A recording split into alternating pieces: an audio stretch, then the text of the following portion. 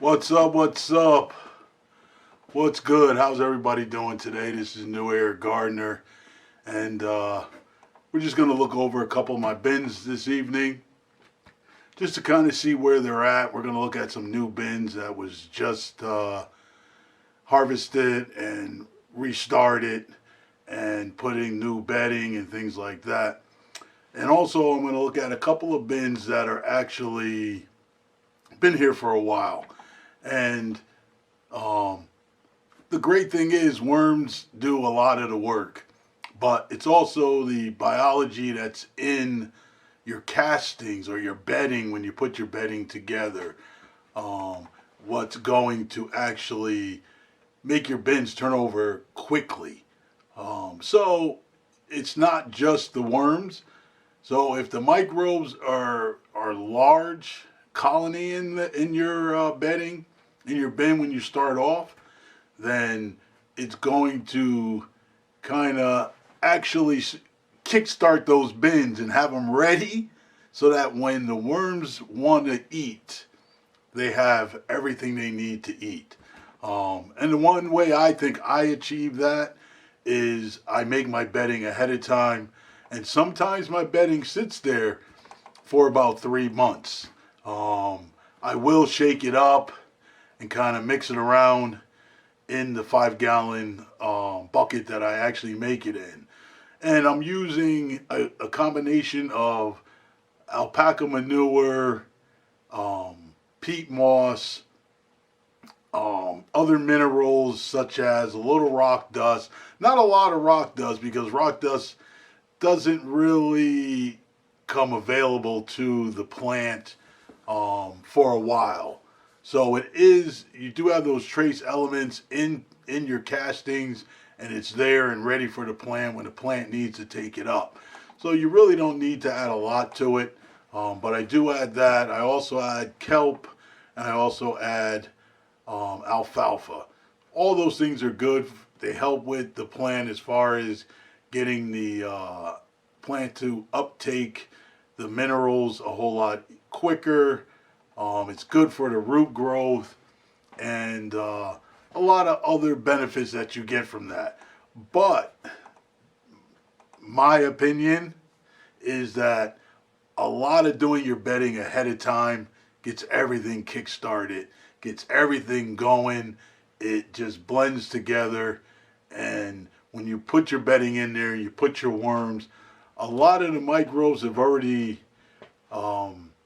kind of started to put the food that the worms eat already on your bedding. And I put cardboard and newspaper in there also.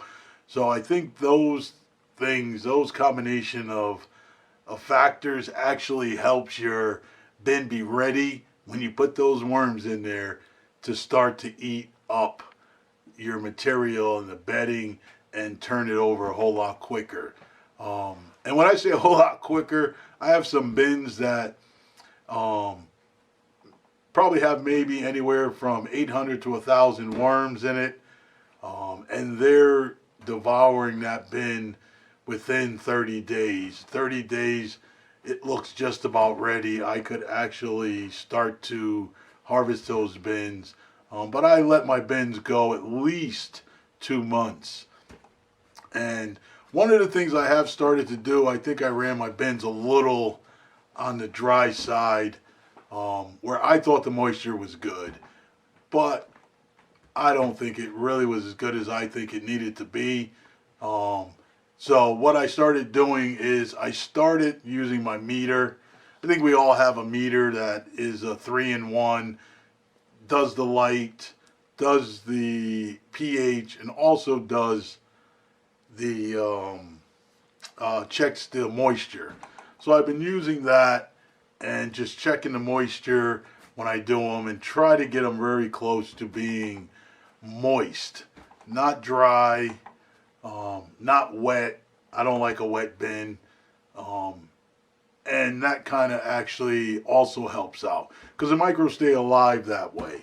So that's one of the things and many of the factors that go into making our bins work very, very well. I have had some problems with my bins recently, and had to do a couple of different things, and which in another video I'll talk about our bedding. And I'm only talking about the bedding from my aspect, what I do and what I think about bedding and what we put in our bedding and things like that. So what we're going to do is we're going to come back. We're going to go through some bins. We're going to see what they look like.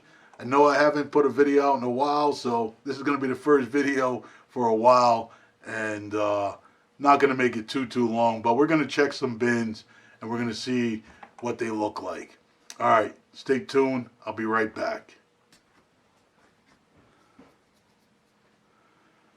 All right, so hopefully you can see into the bin.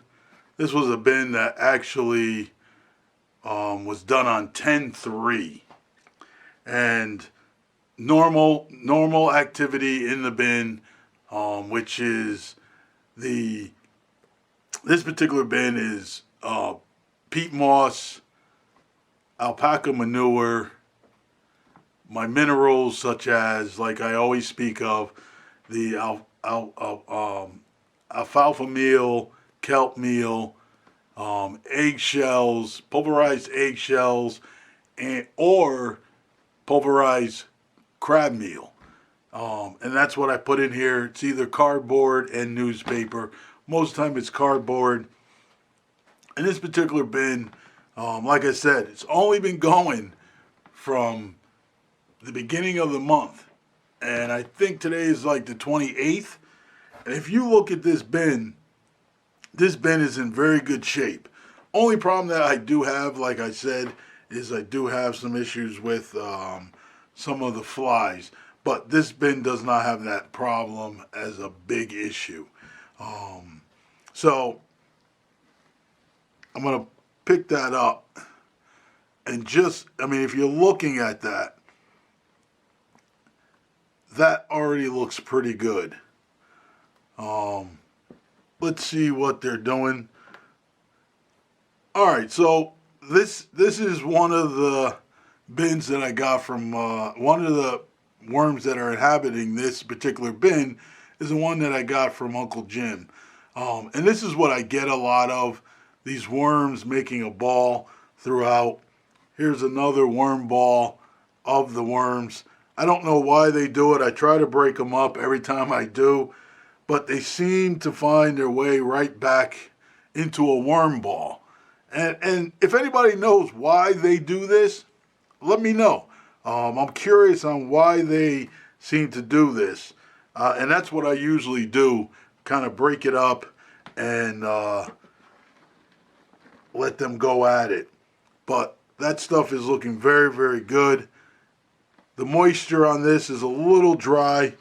I planned on watering it. Once again, here we go. Another ball of worms.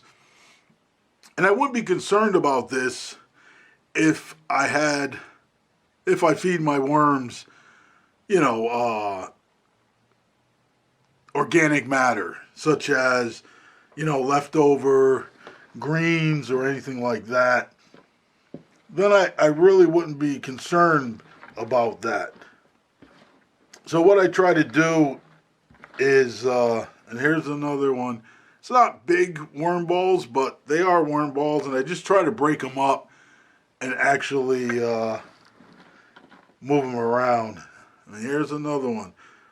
So I try to kind of break them up, but I'm curious on why that's how this particular worms seem to do that. And this is the Uncle Jim's Worm Farm. I'm not saying they're bad worms. Just I don't like their what would I say? How their habit is, how they actually get together like that. Because then it only seems that they're making castings in that one area. I'm pretty sure they do move around from time to time after I break them up a little bit. And I had to change how I also had my bins. So I actually changed them another way so they come out so I could put light on either side because they were crawling out on these particular bins. But this bin looks good. I am going to water this bin. I'm going to give it some moisture. But what I like to do is allow the worms to kind of go down and get away. And then I'll actually use my sprayer and I'll spray it. So this is one of the bins. And like I said, this bin was done on 10/3. So it's only a month old and the stuff looks good already. So the worms are working. They are getting into the bedding and they are eating the material and the microbes and actually making castings. So we're looking good there. So I'm going to grab another bin and we're going to see what that one looks like. All right, this is a bin from 10/3 also. 10/5. This particular bin, there are some worms that are actually crawling around here. Excuse me. And this particular bin was done with, actually made up with the alpaca manure, the minerals, and with actually compost from my compost bin. Usually I like to let my compost go for a year and use this year's next year. So it actually has an opportunity to kind of ferment a little bit and kind of continue to break down with the microbes in it. But like I said, this is another one. Beautiful looking stuff so far. Everything looks good. They're really going at it. A lot of worms in here. Very, very happy worms. They always love those corners. They like to hang out on the corner. So, a lot of worms in here. Good moisture. You know, I'm not finding the root ball, the worm ball like I did with the other one.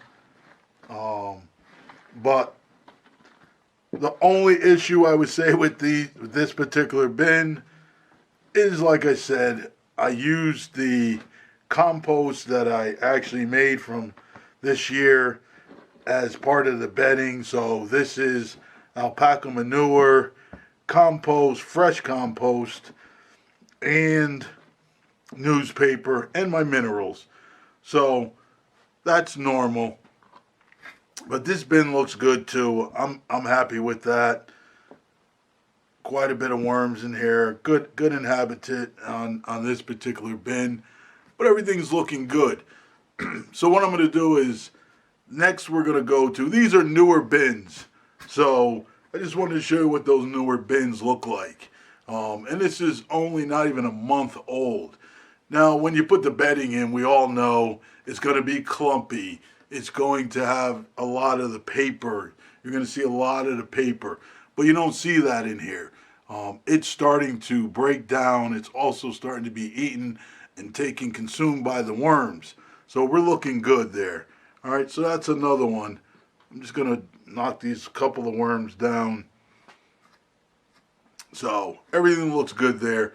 So what we're going to do is we're going to actually look at another bin and see what's going on with that bin. All right, so I'm showing you an older bin. This is an older bin. This particular bin was done on 8/24. So it's just 2 months old, just about 2 months old. And this product looks good. This also was one that was started with compost. So you'll see on the top of it, there's quite a little bit of debris, sticks and things like that. After shredding it, this is what you get left with. But they're making good work of it. So I'm just gonna go through it and kind of see what we look like. But on the top, if you look at this bin, and the reason why I grabbed one of these bins, if you look at this is nice, dark, good, flaky material castings. And this is what I'm saying. At 2 months, this bin is looking extremely well. this bin could be harvested now, but I'm going to continue to let this bin go. It has good moisture. If I need to, I'll start to feed it a little bit of alpaca manure on top,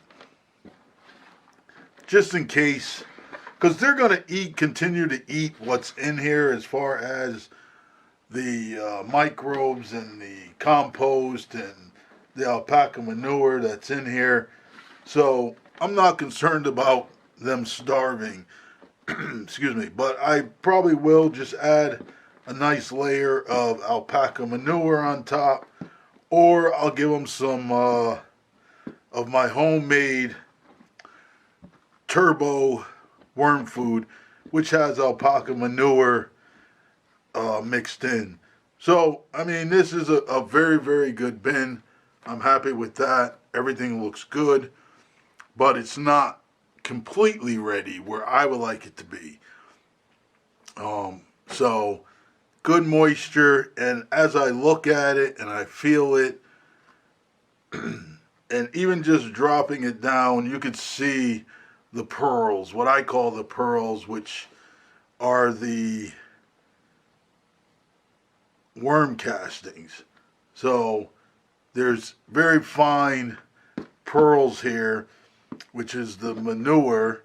I mean, which is actually the castings from the worms. So, I mean, everything looks good in this particular bin. So I'm happy with this particular bin.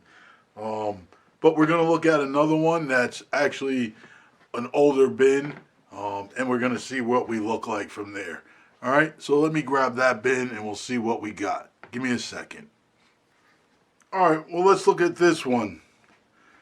This particular one is ready. I would say it's ready. This is a worm bin that actually is Northeast Worms. And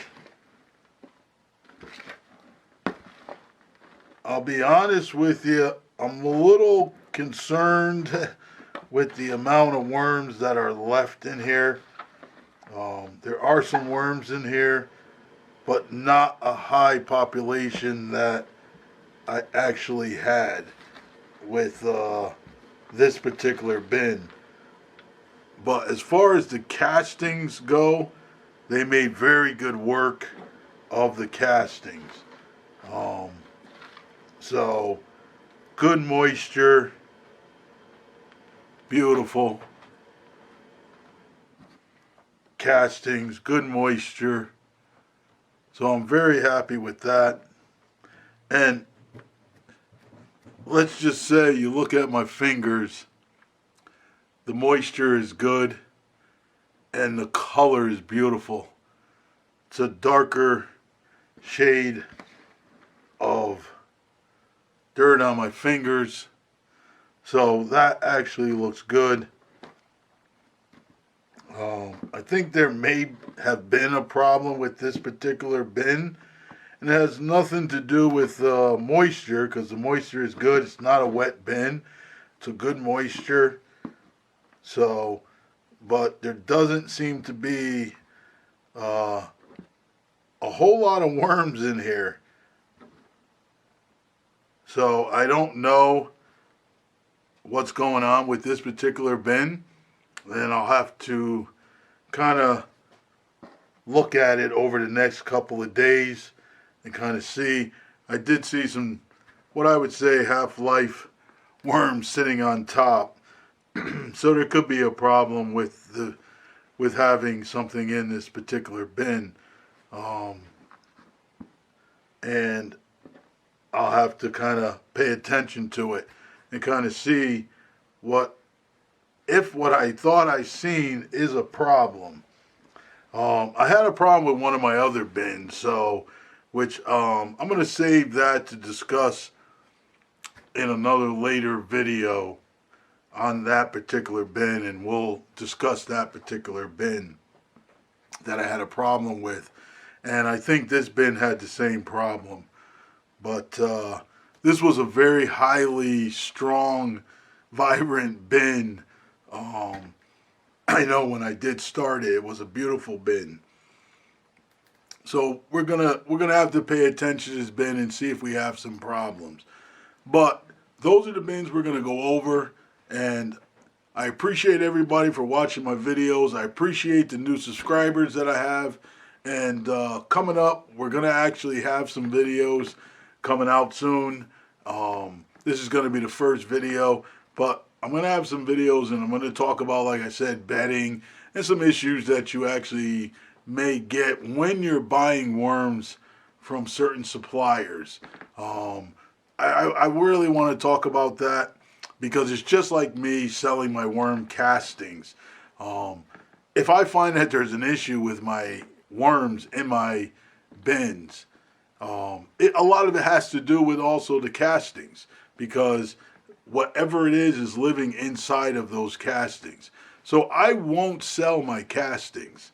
And all the work that went into this, especially if I lose all the worms, that's money that I lose.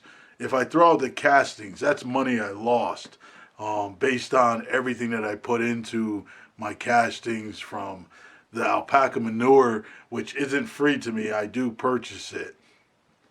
From the minerals that I put in here, from the rock dust to the alfalfa meal to the crab meal, right down to the kelp. So that's a loss for me. So one of the things I do want to talk about some of the different bedding issues and buying worms from certain suppliers. And I shouldn't say certain suppliers, but suppliers, buying worms from your suppliers. Okay? So we're going to talk about that soon. But right now, this is it.